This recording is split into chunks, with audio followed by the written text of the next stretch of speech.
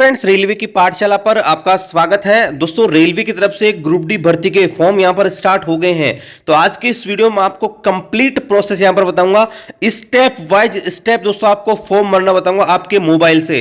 तो दोस्तों, आप इस वीडियो को देखकर घर बैठे आपका फॉर्म यहां पर ऑनलाइन कर सकते हैं। फॉर्म भरते समय आपसे कौन कौन सी गलतियां यहां पर हो सकती है उनके बारे में आपको बताऊंगा और उनका सॉल्यूशन भी बताऊंगा। ठीक है, 2 साल मैंने 2018 और 2019 दोनों भर्तियां क्रैक करी हैं।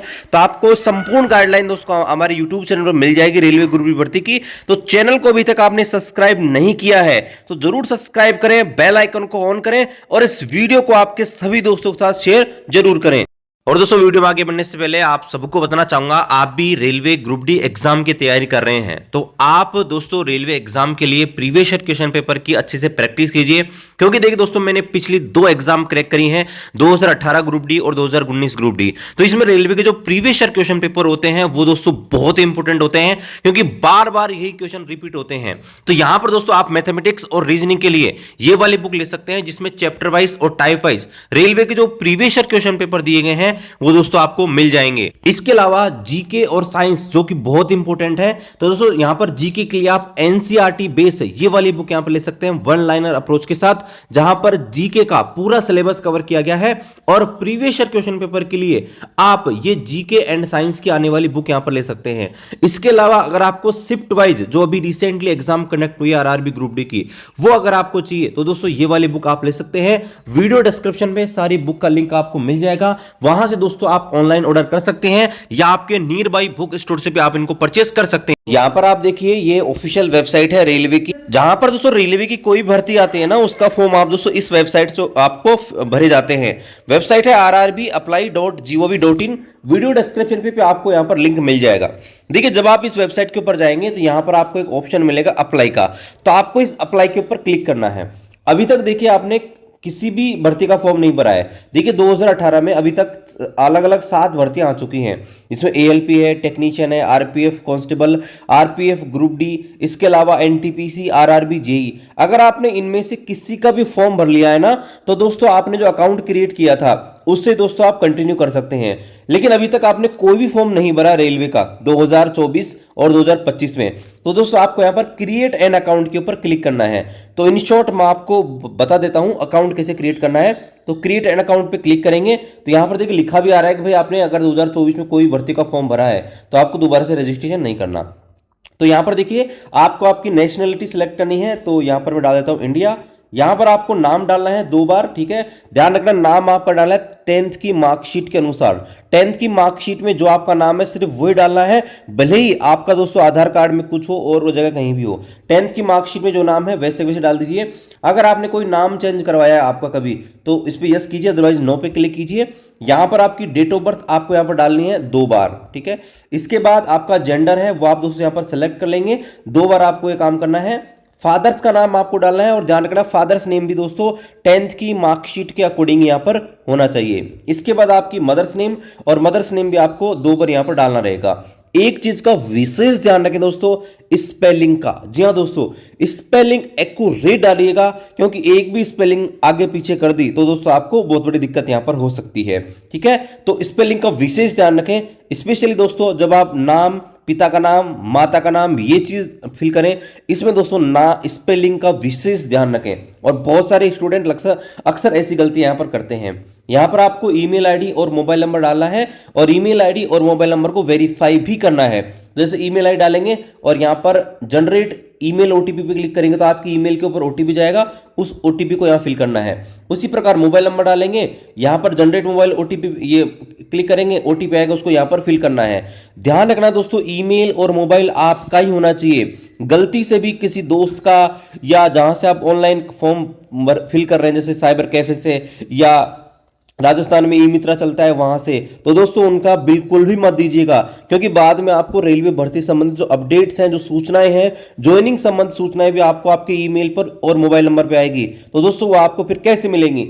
इसलिए ध्यान रखना, आपको खुद का ईमेल और खुद का मोबाइल नंबर ही डालना है। इसके बाद दोस्तों आधार वेरिफिकेशन, जो कि बहुत जरूरी है। आपको यहाँ पर आधार नंबर यहाँ पर डालना रहेगा और जनरेट आधार ओटीपी पे क्लिक करना है, तो ओटीपी आएगा उसको यहाँ पर फिल करना है और यहाँ पर वेरीफाई के ऊपर क्लिक करना है। अगर आपके पास आधार कार्ड नहीं है तो आप दोस्तों इसके ऊपर क्लिक कर सकते हैं और यहाँ पर इनके बदले कोई और डॉक्यूमेंट्स यहाँ पर लेके जा सकते हैं। हालांकि आधार कार्ड बहुत कंपलसरी है। इसके बाद यहाँ पर चेक बॉक्स के ऊपर आपको क्लिक करना है। यहाँ पर दोस्तों आपको पासवर्ड क्रिएट करना है। ये पासवर्ड ध्यान रखना आपके लाइफ टाइम काम आने वाला है। हालांकि आप पासवर्ड को चेंज भी कर सकते हैं, लेकिन पासवर्ड कोई भी क्रिएट कर लीजिएगा और वो पासवर्ड को आप ध्यान रखिएगा, ठीक है। और ये हमेशा आप काम आएगा। कैप्चा कोड पे क्लिक करना है और यहाँ पर preview and create an account पे क्लिक करना है। ध्यान रखना है क्रिएट एन अकाउंट में आपने जो भी चीजें डाली हैं, जैसे नाम, पिता का नाम, date of birth, mother's name, ये दोस्तों आप चेंज नहीं कर सकते।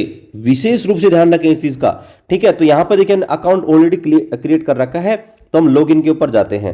लॉगिन करने के लिए आपको जो मोबाइल और जो ईमेल से आपने फॉर्म भरा है वो आपको डालना है और जो पासवर्ड अभी भी क्रिएट किया है वो दोस्तों आपको डालना है। और आई एम नॉट ए रोबोट पे क्लिक करके लॉगिन के ऊपर क्लिक करते हैं। तो चलिए ये प्रोसेस कर लेता हूं। तो यहां पर देखिए हमने अकाउंट को लॉगिन कर लिया है। अब यहां पर आने के बाद आपको यहां पर ऑनलाइन एप्लीकेशन वाला सेक्शन है, ये वाला, इसके ऊपर दोस्तों आपको यहां पर क्लिक करना है। यहां पर इस समय जो भी फॉर्म यहाँ पर चल रहे होंगे सारे के सारे आपको शो हो जाएंगे।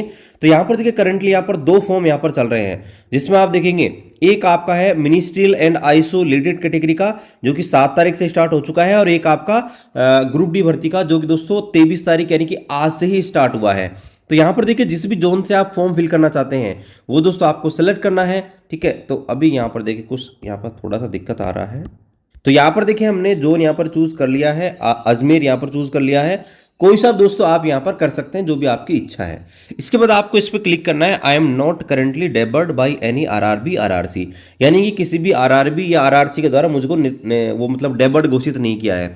डेबर्ड का मतलब क्या होता है कि अगर आप चीटिंग करते हुए पाए जाते हैं तो रेलवे क्या होता है कि आपको आजीवन प्रतिबंध लगा देता है रेलवे भर्ती एग्जाम देने में, ठीक है। इसके बाद आपको नेक्स्ट स्टेप क्लिक करना है। अब देखिए यहां पर आपका जो फॉर्म है ना दोस्तों 5 अलग अलग स्टेप में यहां पर भरा जाएगा। इसमें पहला है पर्सनल डिटेल्स, दूसरा है अदर डिटेल, तीसरा है एजुकेशन क्वालिफिकेशन, चौथा है upload profile photo and signature, और लास्ट का है प्रीफ्रेंस। अब यहां पर देखिए एक चीज मैं आपको और बताना चाहूंगा, यहां पर दोस्तों कुछ डिटेल आपकी ऑटोमेटिक यहां पर आ जाएंगी।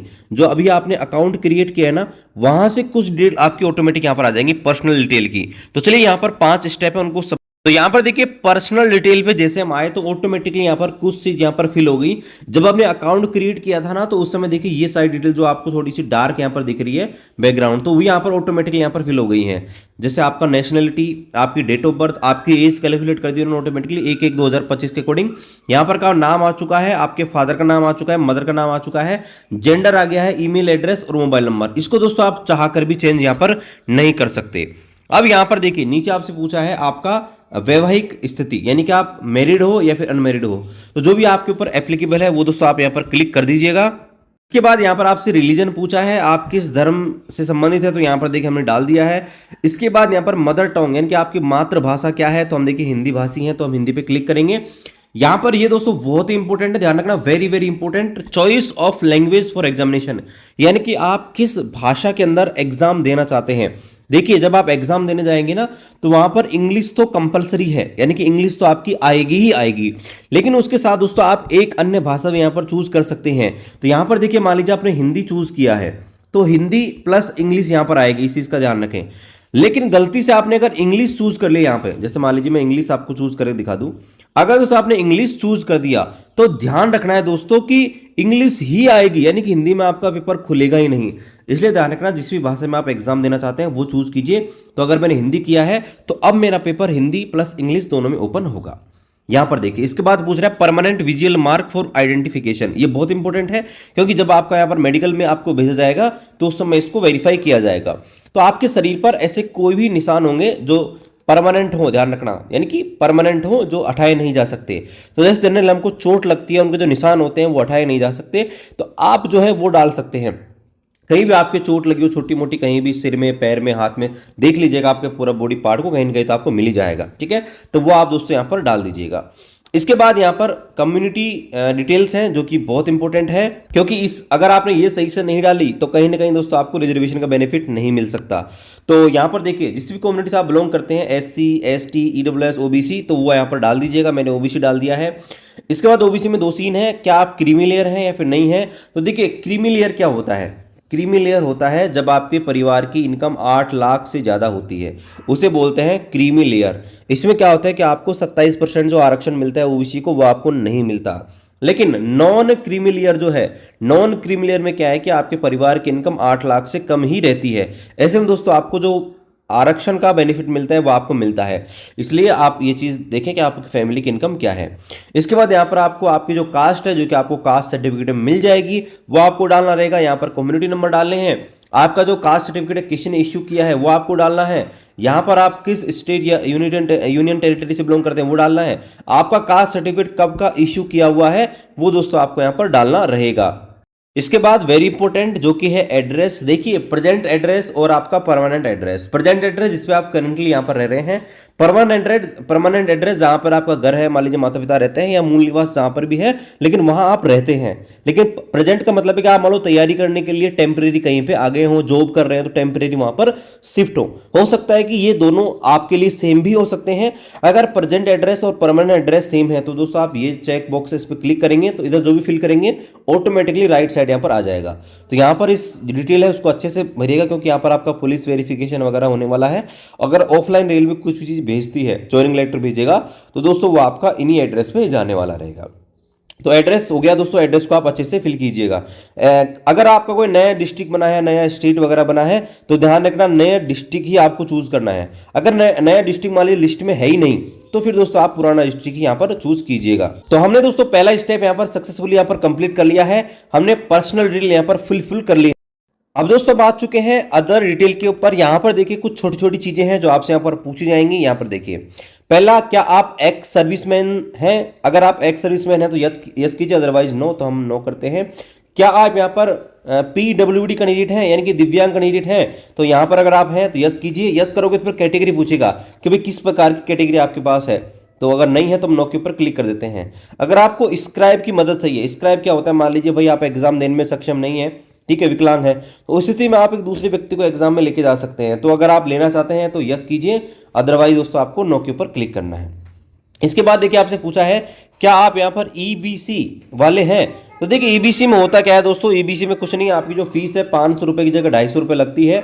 और इसमें आपके पास 3 चीज़ें हैं, या तो आपके पास BPL कार्ड है, या फिर इज्जत MST जो कि रेलवे यहाँ पर जारी करता है वो है, या फिर आपके पास ऐसा कोई इनकम सर्टिफिकेट है जिसमें आपकी परिवार की जो वार्षिक आय 50,000 से कम हो, तो ही दोस्तों आप यहाँ पर इस पर क्लिक करना, अदरवाइज दोस्तों आपको दिक्कत यहाँ पर हो जाएगी। इसके बाद यहाँ पर देखिए क्या आप ऑलरेडी रेलवे में यहाँ पर सर्विस कर रहे हैं, यहाँ पर आपसे पूछा गया है। तो देखिए बहुत सारे हमारे साथी हैं जो यहाँ पर पोस्ट बदलना चाहते हैं या फिर घर के पास आना चाहते हैं, तो ऐसे में वो अगर फॉर्म भरना चाहें तो वो भी दोस्तों फॉर्म फिल कर सकते हैं। तो उनके लिए देखिए NOC की प्रोसेस के बारे में अलग से वीडियो बना दूंगा, ये वीडियो ऑलरेडी बहुत लंबा हो जाएगा। तो अगर यहाँ पर कहीं भी जॉब कर रहे हैं तो आपको दोस्तों बताना जरूरी है। तो यहाँ पर पूछेगा अगर आप इंडियन रेलवे में जॉब करते हैं यस, तो क्या आपने NOC के लिए आवेदन कर रखा है। चूंकि अभी हमने फॉर्म ही नहीं भरा तो हम आवेदन कैसे करेंगे। तो यहाँ पर देखिए अगर आपने NOC के लिए आवेदन नहीं किया तो बोल रहा है कि DV के टाइम पे आपको NOC यहाँ पर चाहिए। आप किस कैटेगरी से बिलोंग करते हैं, ग्रुप C, ग्रुप D, तो जिसमें आप बिलोंग करते हैं वो आप डाल दीजिएगा। कहाँ पर आपकी पोस्टिंग है वो आप यहाँ पर डाल दीजिएगा। जैसे मान लीजिए हो सकता है SS/स्टेशन डाल देंगे, या SSC और SSC का फिर यहाँ पर जगह का नाम डाल देंगे, या कोई प्रोडक्शन जोन यूनिट है वो आप डालेंगे। यहाँ पर आपका एम्प्लॉय नंबर होता है वो आपको डालना है, डेट ऑफ अपॉइंटमेंट है वो आपको यहाँ पर डालना रहेगा, ठीक है। तो ये अगर आप ऑलरेडी जॉब करते हैं तो, अदरवाइज नो के ऊपर क्लिक करना है। इसके अलावा रेलवे के अलावा अगर कहीं भी जॉब कर रहे हैं तो दोस्तों आपको उसके बारे में जिक्र यहाँ पर देना है। State government, central government, PSU जहाँ भी आप जॉब कर रहे हैं वो दोस्तों आपको डालना है। तो अगर आप यहाँ पर कहीं जॉब कर रहे हैं तो आपको बताना जरूरी है, अदरवाइज नो के ऊपर क्लिक करना है। इसके बाद यहाँ पर देखिए आपका, अगर आपने अप्रेंटिस कर रखी है रेलवे से, ध्यान रखना अप्रेंटिस बहुत जगह से हो सकती है, लेकिन ध्यान रखना सिर्फ रेलवे की अप्रेंटिस आपके काम आएगी। अगर आपने रेलवे से अप्रेंटिस कर रही है तो आपको बताना है यस, और जिससे आपको दोस्तों 20% का जो रिजर्वेशन है आपको मिलेगा, जो भी टोटल सीट है उनमें। नहीं है तो आपको दोस्तों नो के ऊपर क्लिक करना। इसके बाद दोस्तों ये बहुत इंपॉर्टेंट है, यहाँ पर देखिए आप जो बैंक अकाउंट डालेंगे, तो ये जो बैंक अकाउंट है ध्यान रखना सैलरी वाला बैंक अकाउंट नहीं है, ये तो सैलरी वाला आपका बाद में पूछा जाएगा। ये जो बैंक अकाउंट है सिर्फ आपकी जो फीस रिफंड होने वाली है उसके संदर्भ में है। जिन भी कैंडिडेट की फीस यहाँ पर 500 रुपये लग रही है उनके 500 रुपये रिफंड हो जाएंगे, और जिनकी यहाँ पर जिनकी 500 लग रही है उनकी दोस्तों यहाँ पर 250 रुपये रिफंड हो जाएंगे, और जिनके 250 लग रहे हैं उनके 250 रुपये यहाँ पर रिफंड हो जाएंगे। ठीक है, तो सीवीटी एग्जाम देने जाना पड़ेगा तो ये दोस्तों यहाँ पर रिफंड होने वाले हैं। अब यहाँ पर देखिए, यहाँ पर आपको डालना है आपका नाम, यहाँ पर डालना है आपको बैंक अकाउंट नंबर, यहाँ पर दोबारा से आपको बैंक अकाउंट नंबर डालने हैं, आईएफएससी कोड डालना है, और यहाँ पर कंफर्म के ऊपर क्लिक करना है। और दोस्तों ये हमारा दूसरा स्टेप है, वो दोस्तों सक्सेसफुल कंप्लीट यहाँ पर हो चुका है। तो हमें क्या करना है, सेव करना है और नेक्स्ट के ऊपर क्लिक करना है। इसके बाद दोस्तों हम आते हैं तीसरे स्टेप पे, छोटा सा स्टेप है तीसरा, और यहाँ पर आपसे एजुकेशन क्वालिफिकेशन के बारे में आपको डालना है। तो देखिए यहाँ पर आप 10th पास लेवल की वैकेंसी, तो आपको सिर्फ 10th की जो डिटेल्स है वो आपको डालनी रहेगी। इसके अलावा दोस्तों आपको कुछ भी यहाँ पर नहीं डालना है। तो देखिए यहाँ पर आपको इस पे जाएंगे तो यहाँ पर देखिए एजुकेशन क्वालिफिकेशन मैट्रिकुलेशन डालना है, जिस आपने स्टेट से कंप्लीट किया वो डालना है, जिस डिस्ट्रिक्ट से आपने आपकी 10th कंप्लीट करी है वो डालना है, और कौन सा बोर्ड है वो आपको डालना है। ये कब आपने पास की है वो डालना है। देखिए पास में क्या है कि आपकी जो मार्कशीट है ना उसके नीचे आपको यहाँ पर डेट मिल जाएगी, तो वो आपको डालनी है। इसके अलावा रोल नंबर आपको डालना है, और रोल नंबर के अलावा आपको जो है यहाँ पर ये सर्टिफिकेट नंबर, सीरियल नंबर डालने हैं। ये दोनों चीज़ दोस्तों आपको मार्कशीट के ऊपर यहाँ पर मिल जाएगी। ठीक है, मार्कशीट को आप अच्छे से देखेंगे तो दोनों की दोनों चीज़ें आपको मार्कशीट के अंदर मिल जाएगी, तो वो दोस्तों आपको इसके अंदर फिल कर देनी। 10th की मार्कशीट ऐड करने के बाद अगर देखिए आपके पास अलग से आईटीआई नेशनल अप्रेंटिस सर्टिफिकेट है, वो भी दोस्तों आपको यहाँ पर ऐड करना रहेगा। तो यहाँ पर एनएससी अगर आपने कर रखा है नेशनल अप्रेंटिस सर्टिफिकेट, तो आपको ऊपर इस पर क्लिक करना है और सारी चीज़ यहाँ पर फिल करनी है, तभी दोस्तों आपको यहाँ पर नेशनल अप्रेंटिस सर्टिफिकेट है उसका फायदा मिलेगा। आईटीआई वाले हैं वो भी दोस्तों अपनी आईटीआई यहाँ पर ऐड कर दीजिएगा। ठीक है, और मिनिमम जो 10th पास से फिल करना चाहते हैं वो दोस्तों 10th पास से फिल यहाँ पर कर सकते हैं, क्योंकि मिनिमम जो एजुकेशन क्वालिफिकेशन है वो 10th पास ही है। तो यहाँ पर हमारा ये स्टेप कंप्लीट हो चुका है। अब हम आ चुके हैं आपके जो फोटो और सिग्नेचर है उस वाले सेक्शन के ऊपर। दोस्तों फोटो और सिग्नेचर रेलवे भर्ती में बहुत इंपॉर्टेंट है, क्योंकि फोटो और सिग्नेचर की वजह से ही आपका फॉर्म यहाँ पर 99% रिजेक्ट होता है। अगर आपने मानक जो इन्होंने स्टैंडर्ड मांगा गया है, अगर इस स्टैंडर्ड के अनुसार फोटो अपलोड नहीं करी तो दोस्तों आपका फॉर्म रिजेक्ट हो जाएगा। तो यहाँ पर देखिए इन्होंने बताया है कि भाई किस प्रकार की फोटो आपको अपलोड नहीं करनी। तो यहाँ पर कुछ सैंपल दिए गए हैं जो मैं आपको दिखा देता हूँ। तो यहाँ पर देखिए, अगर आप ऐसी फोटो अपलोड करते हैं जो आपकी प्रॉपर नहीं आ रही है, क्रॉप सही नहीं हो रही है, तो आपका फॉर्म रिजेक्ट हो जाएगा। यहाँ पर देखिए ये जो फोटो है बीच में नहीं है, एक साइड में ज़्यादा आ रही है। यहाँ पर आप देखेंगे इसने चश्मा लगा रखा है, यहाँ पर देखेंगे बाल इसके आगे आ रहे हैं, यहाँ पर देखेंगे बैकग्राउंड बहुत खराब है, यहाँ देखेंगे ये ब्लर है, ये भी ब्लर है, यहाँ देखेंगे ये भी इसने चश्मा ऊपर लगा रखा है, यहाँ देखेंगे चेहरा क्लियर विजिबल नहीं, यहाँ पर देखेंगे ये है, यहाँ पे आप देखेंगे तो कैप लगी हुई है। तो ऐसी फोटो दोस्तों आपको नहीं लगानी है, ग्रुप फोटो नहीं लगानी, सेल्फी नहीं लगानी है। आपको एक ऐसी फोटो लगानी है जिसमें आपका चेहरा क्लियर विजिबल हो, इस प्रकार की फोटो। ठीक है, चश्मा वगैरह यूज़ नहीं कर रखा हो। ठीक है, बाल आपके ज़्यादा चेहरे के ऊपर नहीं आ रहे हों, और मेजरली आपका जो चेहरा है वो दोस्तों फोटो में क्लियर दिख सके, ऐसी फोटो दोस्तों आपको यहाँ पर डालनी रहेगी, इस प्रकार की फोटो। ठीक है, तो यहाँ पर आपको जो है ऐसी फोटो यहाँ पर डालनी है। और यहाँ पर देखिए बता भी रखा है कि भाई जो फोटो है आपकी लेटेस्ट होनी चाहिए, वाइट बैकग्राउंड में होनी चाहिए, 2 महीने से पुरानी ज़्यादा नहीं होनी चाहिए। ठीक है, और ये साइज है, इस साइज के अनुसार डालें, 50 KB से 100 KB के बीच आपकी फोटो यहाँ पर होनी चाहिए। ठीक है, तो ये आपकी फोटो हो गई। इसके बाद यहाँ पर देखिए सिग्नेचर, जो कि बहुत इंपॉर्टेंट है। सिग्नेचर में आपको बस एक ही चीज़ दोस्तों ध्यान रखनी है, वो दोस्तों होनी है रनिंग हैंड राइटिंग। अब रनिंग हैंड राइटिंग क्या है, जैसे ये सिग्नेचर है इसे हम रनिंग हैंड राइटिंग बोलेंगे, लेकिन ये जो लिखा गया है ना सारा का सारा, जो बाकी यहाँ पर जो दोस्तों लिखा गया है ना बाकी सारी चीज, ये दोस्तों रनिंग हैंड राइटिंग में नहीं है। ठीक है, ये आप देखेंगे सिग्नेचर को इस प्रकार से लिख रखा है, ये रनिंग हैंड राइटिंग है। ठीक है, अब यहाँ पर आपको क्या करना है, आपका जो भी सिग्नेचर है, जैसे मान लीजिए आपका नाम रमेश है, तो रमेश में आपको दोस्तों RAMESH अगर इस प्रकार से आपने साइन किए जो कि ब्लॉक लेटर है, तो दोस्तों आपका फॉर्म हो जाएगा रिजेक्ट। इस प्रकार का साइन दोस्तों आपको नहीं करना है।